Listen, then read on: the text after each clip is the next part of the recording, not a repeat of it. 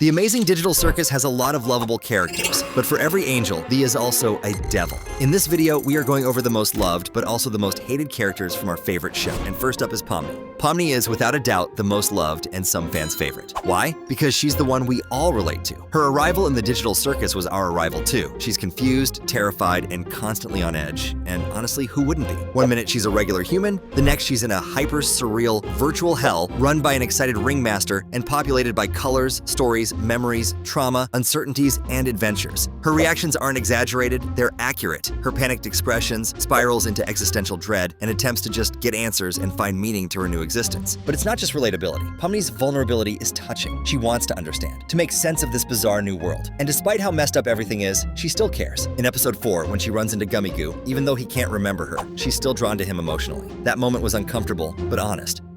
She's the kind of person who carries emotional weight even when it would be easier to detach. Whether she's comforting Gangle, worrying about Kinger, or hesitating to leave others stranded during adventures, Pomni brings humanity back into a dehumanizing place. She's not perfect, far from it, but that's what makes her feel real. And in a digital circus where reality is warped beyond recognition, Pomni is a human anchor, but someone who is not really loved is Kane. Kane is the architect of this pixelated prison. He's charming, theatrical, and completely unreliable. At first, he comes off like a friendly game show host, colorful, charismatic, full of excitement. But as the episodes unfold, it becomes obvious Kane is fun, but dangerous. He obviously knows more than he lets on. He hides information, avoids tough questions, and constantly distracts the cast with adventures that feel more like psychological experiments. When Zubul tried to express her trauma, Kane was busy drawing a bee.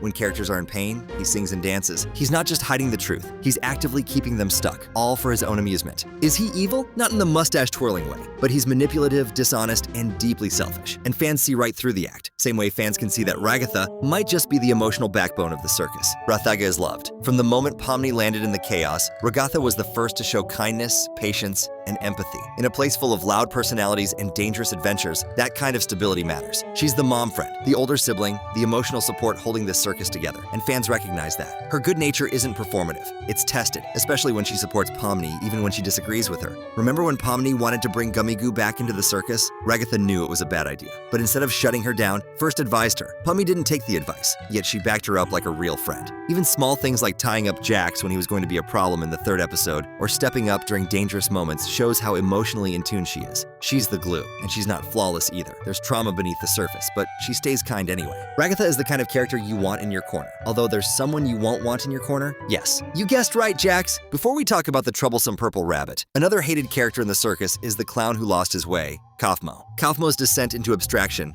paints a harrowing picture of a character overwhelmed by desperation. Initially introduced as a jovial figure who enjoyed telling jokes, Kaufmo's humor often fell flat, leading to strained relationships with fellow circus members like Ragatha and Gangle. Their inability to appreciate his jokes left him feeling isolated and unappreciated. His obsession with finding an exit from the digital circus consumed him, leading to erratic behavior and a complete mental breakdown. This fixation not only alienated him further, but also manifested physically, as seen in his room filled with frantic scribblings about escape and ominous drawings. The culmination of Kaufmo's instability resulted in his abstraction, a transformation into a monstrous entity driven by chaos. In this state, he attacked Ragatha, chased Pomni, and wreaked havoc throughout the circus, causing significant distress among the other characters. While Kaufmo's actions stem from a place of deep psychological torment, the danger he posed to others and the destruction he caused contribute to his negative perception among both characters and viewers. His story serves as a cautionary tale about the consequences of unchecked despair and the importance of community support in the face of adversity. Kaufmo is not the only character battling emotional instability Gangle and Kinger are, although not in the exact same way as Kaufmo, and they are loved. Gangle is the quiet, awkward, often overlooked bundle of nerves that fans can't help but feel protective over. He's sweet, anxious, and walks around holding his masks which are his emotional lifelines. And when they get destroyed, especially the time by Jax, we feel it. There's something raw and metaphorical about Gangle's masks. They're not just props. They represent the emotional fronts we all wear, and seeing them break is like watching some of his spirit crack in real time. Gangle might not have the biggest personality, but that's exactly why he's loved. He represents vulnerability in its purest form. He's low-key bullied, ignored, feeling detached, but somehow he keeps going. And let's be honest, if you've ever felt like the uncool kid in the class, the one who sat alone at lunch or never got picked first, Gangle hits hard. Fans who felt unseen or awkward see themselves in him, while others may see themselves in Kinger. Let's talk about Kinger for a minute. At first glance, Kinger is just a weird, paranoid guy hiding in a chess tower, but when you peel back the layers, you see the pain, and it's devastating. He's the oldest character in the circus. Age-wise, eyes and clearly the most mentally impacted. His wife was abstracted, his memory is deteriorated, and his fear? It's not just irrational, it's survival instinct. Yes, Kinger can be over-the-top scared. And yes, his rambling might get annoying. But the moment fans learned about his past, he stopped being a joke and started being a tragedy. Like Gangle, he earns empathy. He's not there for laughs, he's there to show us what long-term damage looks like when no one can even help. And even if anyone can help, no one is expecting it to be Jax. Where do we even start with Jax? He's snarky, cynical, and let's be honest, kind of a jerk. He picks on everyone, especially Gangle, destroying his masks just to get a laugh. He has keys to everyone's rooms, which he definitely didn't get ethically.